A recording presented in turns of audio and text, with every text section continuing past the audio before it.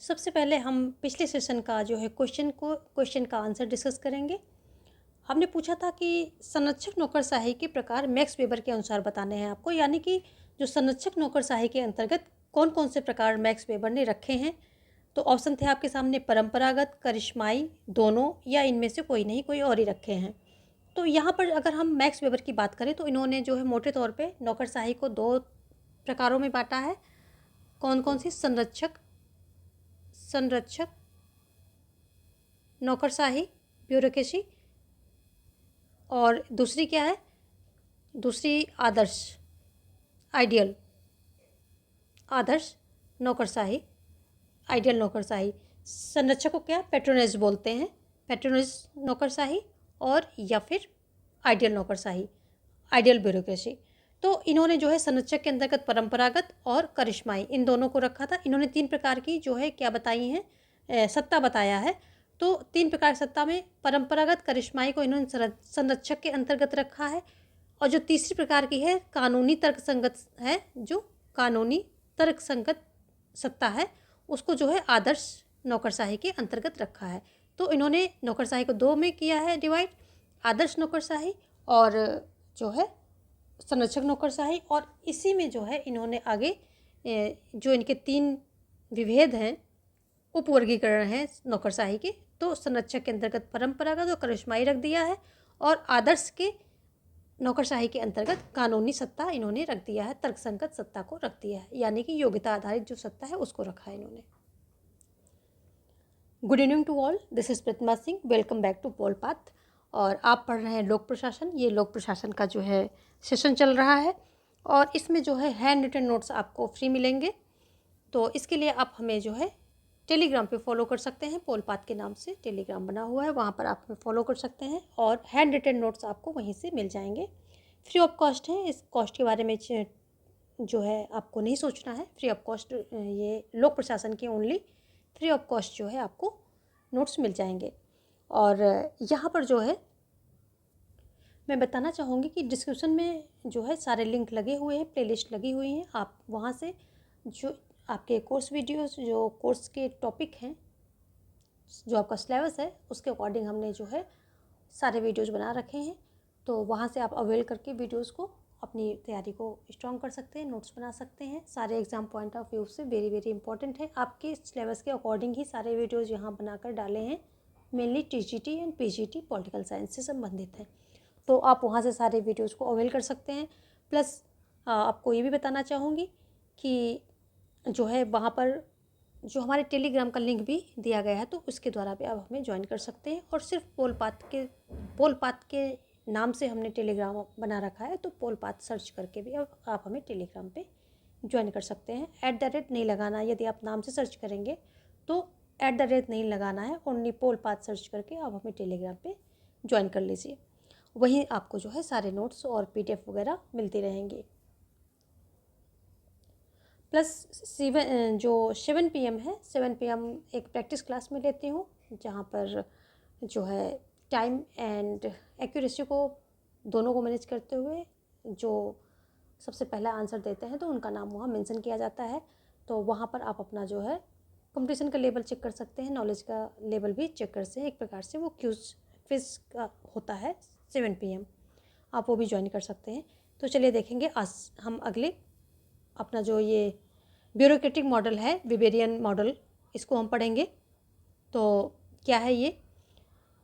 तो ये जो ब्यूरोक्रेटिक मॉडल है, यानी कि मैक्स वेबर की ब्यूरोक्रेसी है, मैक्स वेबर का नौकरशाही का सिद्धांत है, इसे वेबेरियन मॉडल भी बोलते हैं, क्योंकि इनके नाम पर, वेबर के नाम पर इसे वेबेरियन मॉडल भी कहा जाता है। तो ये आप सबसे पहले याद रखेंगे। उसके बाद क्या है, ब्यूरोक्रेसी पढ़ने से पहले कुछ फैक्ट देख लेते हैं। तो यदि हम बात करें कि ब्यूरोक्रेसी शब्द को सबसे पहले किसने प्रयोग किया था, तो विसेंट डी गार्डने थे, कहाँ के? फ्रांस के इकोनॉमिस्ट थे, इन्होंने किया था। This term coined by Vincent de Gournay, a French economist in 1745।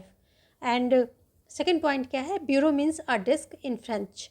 तो ब्यूरो का मतलब क्या होता है? एक डेस्क होता है। अगर फ्रांस की लैंग्वेज में देखें तो ब्यूरो का मतलब एक डेस्क होता है।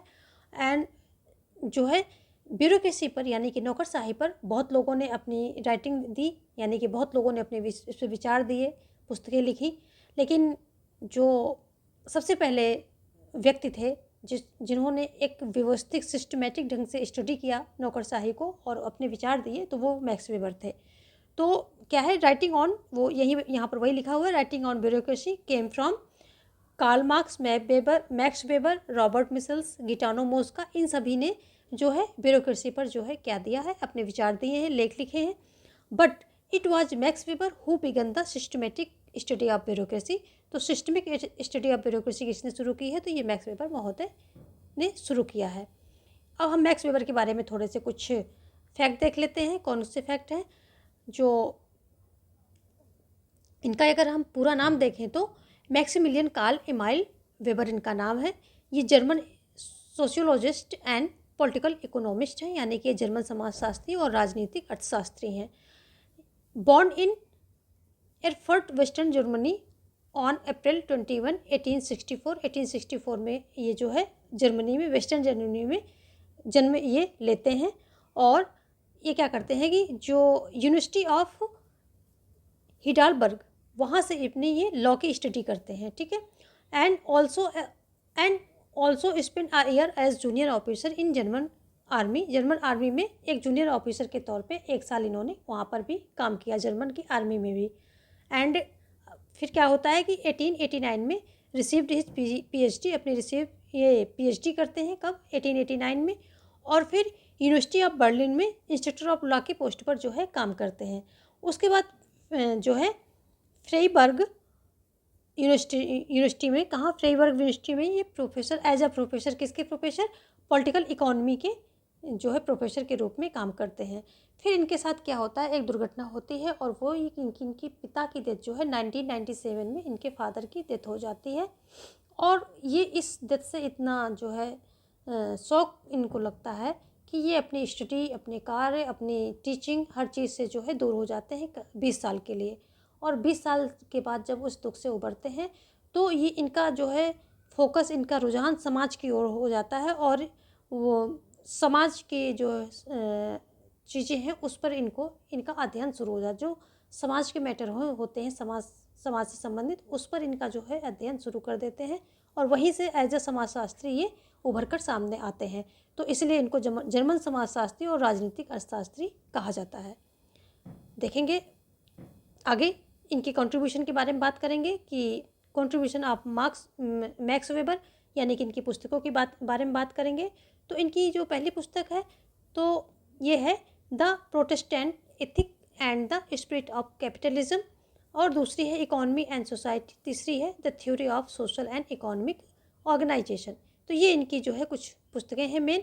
और जो ये लास्ट पुस्तक है, इसी में जो है हम इनकी नौकरशाही के बारे में, जो नौकरशाही के विचार दिए हैं इसी में बुक में दिए हैं और इसी के बारे में हम पढ़ेंगे। देखेंगे मैक्स वेबर के अकॉर्डिंग जो इन्होंने टाइप ऑफ अथॉरिटी बताया है, यानी कि सत्ता के प्रकार बताए, नौकरशाही के प्रकार बताए, वो कौन कौन सी हैं। तो ये कौन कौन सी है, ट्रेडिशनल अथॉरिटी इन्होंने बताया है, यानी कि परंपरागत सत्ता बताया है। और परंपरागत सत्ता कहते हैं कि ये आनुवांशिक है, क्योंकि यह पीढ़ी दर पीढ़ी चलती रहती है, यह राजतंत्र में पाया जाता है। इसमें व्यक्ति की योग्यता का नहीं, जो है योग्यता का कोई महत्व नहीं होता है। जो उसकी विरासत में मिलता है वो उसको आगे कैरी ऑन करता रहता है। वही यहाँ पर लिखा है, the virtue of traditional custom conventions inherited status and followers कौन से होते हैं, पीपल क्लोज टू मास्टर। तो ये सब जो है इसकी विशेषता है किसकी, ट्रेडिशनल अथॉरिटी या परंपरागत सत्ता की। दूसरी हम देखेंगे कैरिज्मेटिक अथॉरिटी, यानी करिश्माई सत्ता। तो इसमें है क्या दिया है कि bye virtue of extraordinary and exceptional qualities. और सेकंड पॉइंट है followers selected on the basis of their personal devotion and shifting in nature unstable. तो जो करिश्माई सत्ता होती है ये होती क्या है कि करिश्मा, ये व्यक्तित्व के कारण, जो व्यक्ति का करिश्माई व्यक्तित्व होता है उसके कारण ये सत्ता स्थापित होती है। और करिश्माई व्यक्तित्व की विचारधारा उस व्यक्ति की उपस्थित एवं अनुपस्थित दोनों में विद्यमान रहती है। जैसे कि गौतम हो गए, गौतम बुद्ध को मान लीजिए, महावीर को मान लीजिए, गांधी जी हैं, साईं बाबा हैं, ये सब क्या है, जब थे तब भी इनके व्यक्तित्व इतना करिश्माई था कि लोग इनको फॉलो करते थे। और आज ये दुनिया में नहीं है, फिर भी आज इतने हज़ारों साल बाद भी इनको फॉलो किया जा रहा है। तो इसका प्रभाव जो है धार्मिक भी हो सकता है, कानूनी भी हो सकता है, राजनीतिक भी हो सकता है, सभी क्षेत्रों में देखा जा सकता है। यानी कि ऐसा ज़रूरी नहीं है कि ये सिर्फ धार्मिक ही हो, कानूनी भी हो सकता है और राजनीतिक भी हो सकता है। जैसे कि अभी हमारे मोदी जी हैं, तो जब पहले हमारे प्रधानमंत्री जाते थे तो इनका बाहर देशों में इतना, किसी भी प्रधानमंत्री का इतना आगत स्वागत नहीं होता था। लेकिन पीएम मोदी की कुछ ऐसी ही छवि है कि ये जहाँ भी जाते हैं, जिस देश में जाते हैं, मोदी मोदी के नारे लगते हैं और वो देश, इनका एक अलग ही रेड कारपेट जो है इनके लिए बिछाई जाती है, बड़ा ही गर्मजोशी के साथ इनका स्वागत किया जाता है। तो ये क्या है, ये इनकी क्या है, छवि है, एक पर्सनालिटी है जो कि लोगों को आकर्षित करती है अपने देश में भी और विदेश में भी। तो इन तीनों को, दो को हमने देखा। तीसरी नंबर की क्या है, लीगल रेशनल अथॉरिटी, यानी कानूनी तर्कसंगत सत्ता। ये क्या है, by virtue of belief in the legality of rules and the right of those elevated to authority under such rules to issues commands and authority resides in the position और office. तो इसका क्या है कि जो इसमें होता है, जो अथॉरिटी होती है यानी सत्ता होती है, वो पोजीशन में और ऑफिस में स्थापित होती है और पोजीशन में स्थापित होती है, व्यक्ति में नहीं है।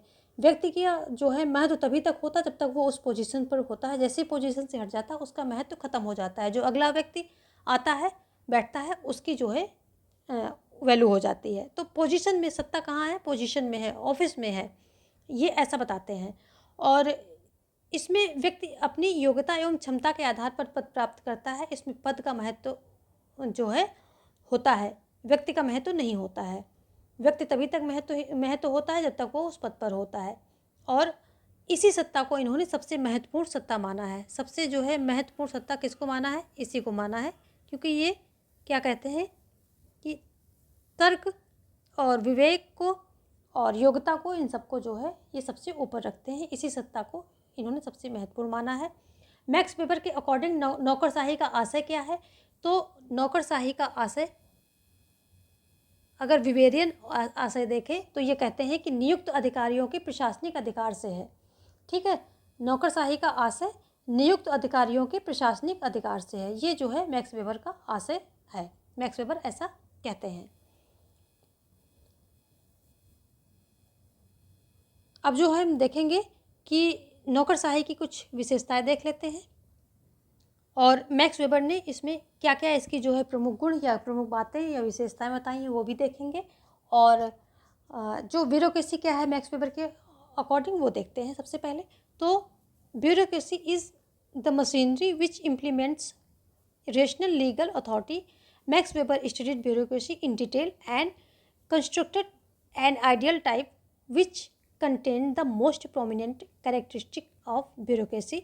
तो ये बताते हैं कि नौकरशाही वह तंत्र है जो तर्कसंगत विधिक प्राधिकरण को लागू करती है। मैक्स वेबर ने नौकरशाही का विस्तार पूर्वक अध्ययन किया और एक आदर्श प्रारूप का निर्माण किया जिसमें नौकरशाही की सबसे प्रमुख विशेषताएं निहित थीं। तो वो उस आदर्श प्रारूप का यह निर्माण करते हैं, उस आदर्श प्रारूप को स्थापित करते हैं जिसमें नौकरशाही की सबसे प्रमुख विशेषताएं निहित थीं। तो वो कौन कौन सी हैं आगे देखेंगे हम। तो Weber's ideal type of bureaucracy, तो जैसे हमने अभी भी बात की थी कि जो आदर्श नौकरशाही है इनकी, किसकी, मैक्स वेबर की, इसी को कानूनी तर्कसंगत सत्ता भी कहा जाता है। तो इन्होंने जो है मेन कौन सी थी, संरक्षक नौकरशाही यानी कि पेट्रोनेस एंड आदर्श नौकरशाही यानी कि जो आइडियल ब्यूरोक्रेसी, दो तरह की दी थी। तो जो आइडियल नौकरशाही थी इनकी, उसी को इन्होंने जो है सबसे ज़्यादा मान्यता दी है और उसी के बारे में ये जो है इनके विचार हैं, क्या क्या विशेषताएं हैं। तो Weber's ideal type of bureaucracy comprised various elements such as, कौन कौन से जो आदर्श प्रारूप है मैक्स वेबर का, ये कौन कौन से तत्व इसमें शामिल करता है। तो पहला है high degree of specialisation and clearly defined division of labour with task distributed as official duties. तो ये कहते हैं कि उच्च स्तरीय विशेषज्ञता और आधिकारिक कर्तव्यों के रूप में वितरित कार्यों के साथ साथ श्रम का सुस्पष्ट परिभाषित विभाजन होना चाहिए। तो ये कहते हैं कि जो अधिकारी होंगे, यानी कि जो नौकरशाह होंगे, ब्यूरोक्रेट्स होंगे, ये इनके पास जो है उच्च स्तरीय विशेषज्ञता होगी। अपने फील्ड, जिस फील्ड में ये नियुक्त किए जाएंगे उस फील्ड के ये विशेषज्ञ होंगे। जो कैडर में बैठेंगे उस कैडर से संबंधित इनके पास योग्यता यानी कि विशेषज्ञता होनी चाहिए। और क्या कहते हैं कि जो अधिकारी हैं उनके कर्तव्यों को और उनके कार्यों का सुस्पष्ट विभाजन होना चाहिए, ऐसा ये बताते हैं। तो फर्स्ट जो है विशेषता ये है। बी देखेंगे, दूसरी क्या है कि hierarchical structure of authority with clearly circumscribed areas of command and responsibility. तो बी क्या कहता है कि नियंत्रण और उत्तरदायित्व के स्पष्ट परिगत क्षेत्रों के साथ प्राधिकरण की पदानुक्रमित संरचना, यानी कि नियंत्रण और उत्तरदायित्व इन सब का जो है स्पष्ट वहाँ पर क्या विवरण होना चाहिए। प्राधिकरण जो इनका क्षेत्र है और पदानुक्रमित संरचना, जो पद की क्या क्या संरचना होनी चाहिए, कैसे कैसे पद मिलेंगे, कैसे कैसे डिस्ट्रीब्यूटेड होंगे, इन सारी चीज़ों का जो है वहाँ पर क्या होना चाहिए कि विवरण होना चाहिए। तो यहाँ हायरार्की का मतलब क्या हुआ कि जैसे हो गया कि ये मान लीजिए ये कोई ऑफिस है और यहाँ पर सब क्या है, एक के ऊपर एक बैठे हुए हैं, सारे एक के ऊपर एक बैठे हुए हैं। तो कैसे जो है इनका एक दूसरे का ये ऑर्डर कैसे फॉलो करेंगे, तो वो सारी चीज़ें जो है इनके वहाँ पर पूरी तरह से दी हुई होनी चाहिए। और इनका जो एरियाज ऑफ कमांड, मतलब किसके कमांड, जो कमांड का एरिया है उनका वो होना चाहिए, और जो इनकी रिस्पॉन्सिबिलिटी है वो भी सब कुछ क्लियरली जो है डिफाइन होना चाहिए कुछ भी। और हायरार्किकल स्ट्रक्चर होना चाहिए, यानी कि ऊपर से आदेश आएगा, ऊपर से आदेश आएगा, ऊपर से आदेश चलते चलते नीचे आएंगे, यानी कि ऊपर वाला अपने अधीनस्थ को ऑर्डर देता जाएगा। तो ये क्या हुआ, एक हायरार्किकल स्ट्रक्चर ऑफ अथॉरिटी, सत्ता का एक जो है पदानुक्रमित संरचना। पदानुक्रमित संरचना यानी कि पदों के आधार पर ऊंचा पद होगा, उसके कुछ लोग सबसे नीचे बैठे होंगे, उनके ऊपर कुछ उनके अधिकारी होंगे, उन अधिकारियों के ऊपर और अधिकारी होंगे, उस अधिकारी के ऊपर और अपेक्स में एक होगा। तो ये हो गया हायरार्किकल, जैसे यहाँ पर है। ठीक है, आगे सी क्या कह रहा है कि establishment of formal body of rules to govern the operation of organisation and administration based on written document. तो यहाँ पर भी वही बात की जा रही है कि सब कुछ लिखित होना चाहिए, कुछ भी अलिखित नहीं होना चाहिए। जो लिखित दस्तावेजों के आधार पर संगठन और प्रशासन के परिचालन को नियंत्रित करने के लिए नियमों की एक औपचारिक संस्था की स्थापना होनी चाहिए। तो यानी कि जो भी संस्था होगी उसके नियम, कानून, प्रशासन और संगठन की संरचना और पद, किसका क्या एरिया है, किसका क्या कार्य है, सब कुछ जो है क्या होना चाहिए, लिखित होना चाहिए। तो ये लिखित दस्तावेजों पर आधारित होना चाहिए। मैक्स वेबर के अकॉर्डिंग ये सारी विशेषताएं हैं कि उनकी नौकरशाही में क्या क्या वो चाहते थे। ठीक है, फिर आगे देखेंगे D, impersonal relationship between organisational member and the clients. तो ये क्या कह रहा है कि संगठनात्मक सदस्यों और ग्राहकों के बीच अवैयक्तिक संबंध होंगे, यानी कि कोई रिश्तेदारी जैसी वहाँ पर भावना नहीं चलेगी। सब कुछ क्या होगा कि ठीक है, आप जो है एक अधिकारी हैं और आप क्या है, ग्राहक हैं या फिर उनका क्लाइंट है, ऐसे करके सारी चीज़ें होंगी। वहाँ कोई भाई भतीजावाद नहीं चलेगा, कुछ भी नहीं चलेगा, ऐसा कोई रिलेशन, कोई रिश्ता, ये सब नहीं निभाया जाएगा। ठीक है, फिर ई क्या कहता है कि recruitment of personal based on ability and technical knowledge. तो रिक्रूटमेंट यानी उनकी जो नियुक्तियाँ होंगी वो पर्सनल कैसी होंगी, रिक्रूटमेंट ऑफ पर्सनल का मतलब यहाँ अधिकारी से है। देखो यहाँ दो प्रकार के पर्सनल होते हैं, आपको पता ही होगा। एक जो पर्सनल होता है ये क्या होता है, ये व्यक्ति होता है, लेकिन जो ये पर्सनल होता है ये किसी अधिकारी से संबंधित, रिलेटेड जो क्षेत्र होगा, संबंधित कॉन्टेक्स्ट में बात होती है। तो रिक्रूटमेंट ऑफ पर्सनल, तो यहाँ पर ब्यूरोक्रेट्स की बात हो रही है, तो उनकी अधिकारियों की बात हो रही है। तो recruitment of personal based on ability and technical knowledge. तो टेक्निकल नॉलेज और एबिलिटी के आधार पर उनकी नियुक्तियाँ की जाएंगी। ऐसा नहीं कि वहाँ भाई भतीजावाद और जो है नाते रिश्तेदारी निभाई जाएगी, ऐसा कुछ नहीं है। तो वही यहाँ पर लिखा, क्षमता और तकनीक ज्ञान के आधार पर कर्मियों की भर्ती की जाएगी। फिर अगला क्या है कि long term employment promotion on the basis of seniority and merit. तो दीर्घकालिक रोजगार वरिष्ठता और योग्यता के आधार पर पदोन्नति, यानी कि वरिष्ठता भी देखी जाएगी, कौन सदस्य कितना जो है वरिष्ठ है, यानी कि किसमें नौकरी में जिस पद मतलब जिस फील्ड में वो कार्य कर रहा है तो उसमें जो है कितना वरिष्ठ है यानी कि दूसरे से, और साथ साथ में वरिष्ठता के साथ साथ योग्यता भी देखी जाएगी, और वरिष्ठता और योग्यता को दोनों को मिला करके तब पदोन्नति होगी। ऐसा नहीं कि सिर्फ वरिष्ठ है तो पदोन्नति कर दी जाए या सिर्फ योग्य है तो पदोन्नति कर ली जाए, दोनों को मिलाकर के देखा जाएगा और दोनों को मिलाकर के जो सबसे सर्वोच्च उपयुक्त व्यक्ति मिलेगा उसकी जो है पदोन्नति की जाएगी। जो भी आगे पद रिक्तियाँ होती हैं यानी कि जो आगे पदों की रिक्तियाँ होती हैं तो पदोन्नति ऐसे होगी, ये बताते हैं। आगे फिर क्या कहते हैं, निश्चित वेतन और निजी एवं आधिकारिक आय का पृथक्करण, कि फिक्स सैलरी यानी कि इनकी सैलरी जो है फिक्स होगी, and the separation of private and official income. तो प्राइवेट और ऑफिशियल इनकम का जो है सब सेपरेशन भी वहाँ पर पूरी तरह से कर दिया जाएगा।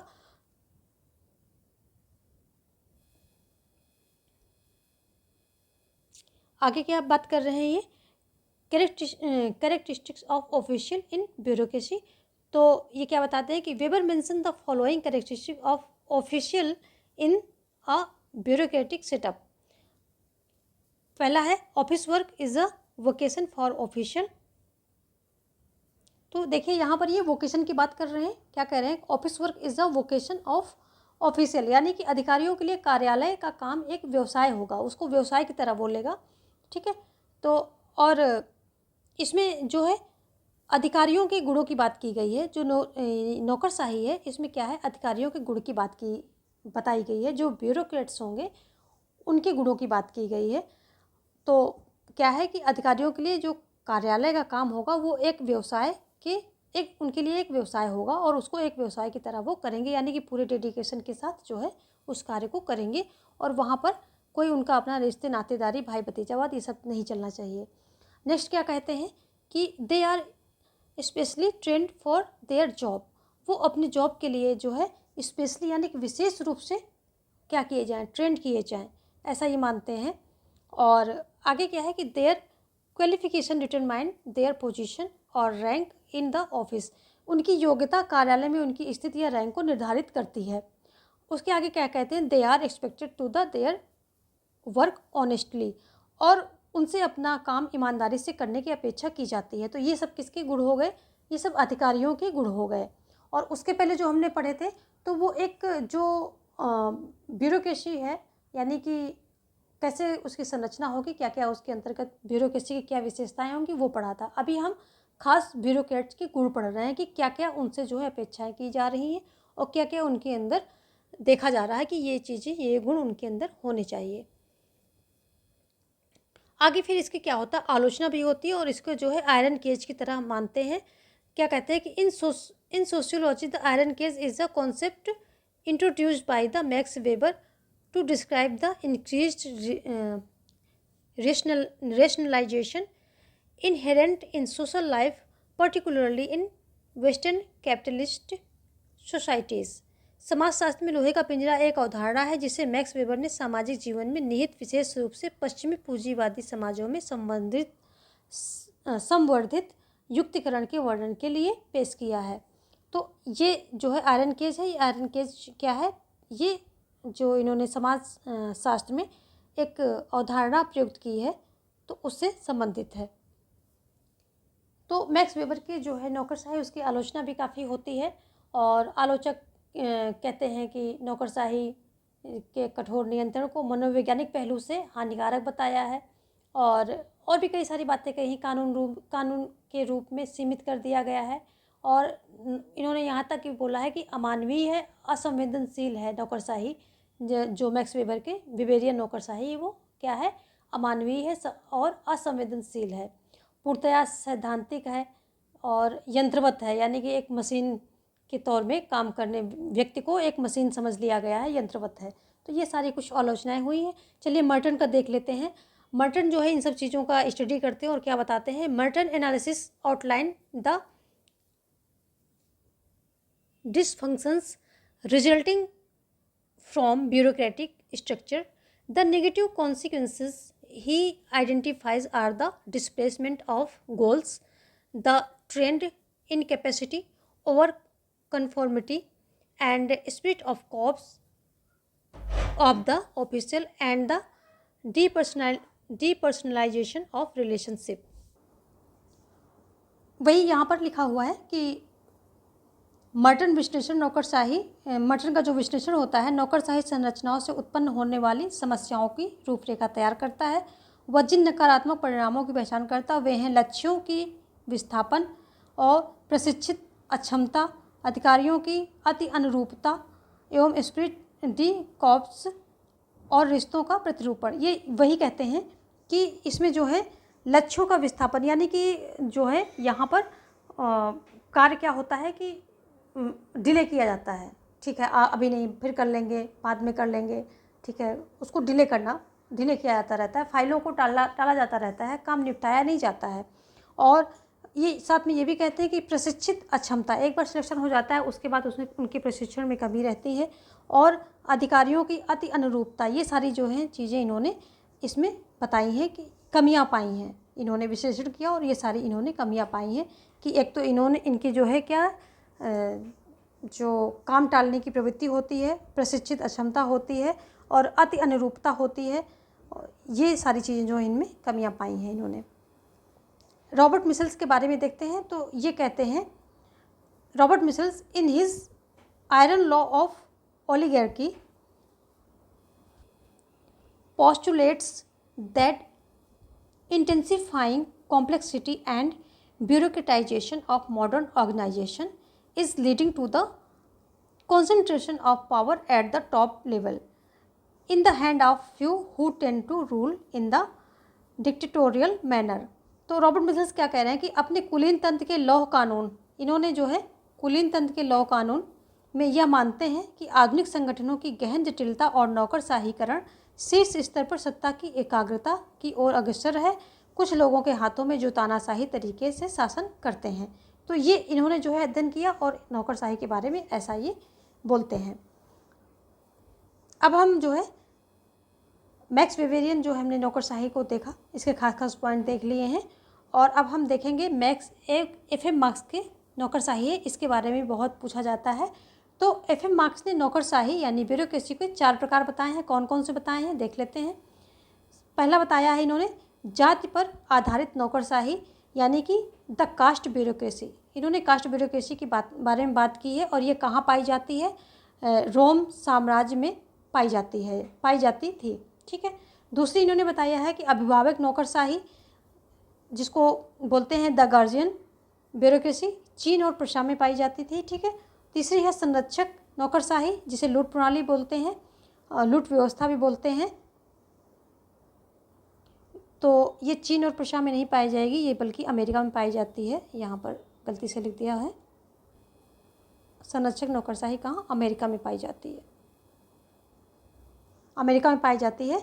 और इसे क्या बोलते हैं, पैट्रोनेज ब्यूरोक्रेसी बोलते हैं। चौथा टाइप जो है FM मार्क्स के अकॉर्डिंग ये योग्यता आधारित नौकरशाही है और मेरिट ब्यूरोक्रेसी इसको बोलते हैं। इसका जन्म जो है इंग्लैंड में होता है। जो आज के जितने भी प्रजातांत्रिक देश हैं इन सब में योग्यता आधारित नौकरशाही ही जो है क्या है कि यही प्रचलन में है। और जो है यदि हम बात करें कि मैक्स वेबर की नौकरशाही की आलोचना क्या क्या हुई, तो बताया है मैंने, यंत्रवत कहा बहुत लोगों ने इसको, और अमानवीय, असंवेदनशील, ये सब बातें की हैं। और इंग्लैंड में इनकी जो है आलोचना किसने किया है, तो जो है ये नौकरशाही की आलोचना करने वाले रैमजे मेयर और लॉर्ड हेवार्ड ने इसकी जो है आलोचना की है। तो रैमजे मेयर के क्या कहते हैं कि नौकरशाही मंत्रिमंडलीय शासन प्रणाली की आड़ में पनपता है। तो ये जो है रैमजे मेयर का कथन है।